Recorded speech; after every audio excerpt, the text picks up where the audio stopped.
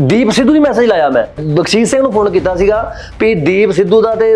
ਤੁਹਾਡਾ ਤੇ ਇੱਕ ਮੇਰਾ ਇਹ ਆਪਣੇ ਤਿੰਨਾਂ ਨਾਲ ਕਤਲ ਹੋ ਸਕਦਾ ਹੈ। ਦੀਪ ਸਿੱਧੂ ਦਾ ਜਦੋਂ 26 ਜਨਵਰੀ ਸੀ ਨਾ, ਜਦੋਂ ਇੱਕ ਪ੍ਰੋਗਰਾਮ ਹੋਇਆ ਸੀਗਾ ਦਿੱਲੀ ਦੇ ਵਿੱਚ, ਜਿੱਦਣ ਝੰਡਾ ਚੜਾਇਆ ਲਾਲ ਕਿਲੇ ਦੇ, ਤੇ ਆਪਾਂ ਉਧਰ ਜਿਹੜਾ ਰਿੰਗ ਰੋਡ ਆ ਉਧਰ ਨਹੀਂ ਜਾਣਾ, ਜਿਹੜਾ ਰੋਡ ਬਣਾਇਆ ਹੋਇਆ ਸੀਗਾ ਜਿੱਧਰ ਜਾਣਾ ਸੀ ਰਿੰਗ ਰੋਡ ਤੇ ਸਾਰਿਆਂ ਨੇ ਵੀ ਜਾ ਕੇ ਆਪਾਂ ਪ੍ਰੋਟੈਸਟ ਕਰਨਾ ਹੈ ਵੀ ਜਿਹੜਾ ਉਧਰ ਗਿਆ ਤੇ ਇਹਨਾਂ ਚੋਂ ਕਤਲ ਹੋ ਸਕਦਾ, ਤੇ ਤੁਸੀਂ ਦੀਪ ਸਿੱਧੂ ਨੂੰ ਮੈਸੇਜ ਲਾ ਦਿਓ।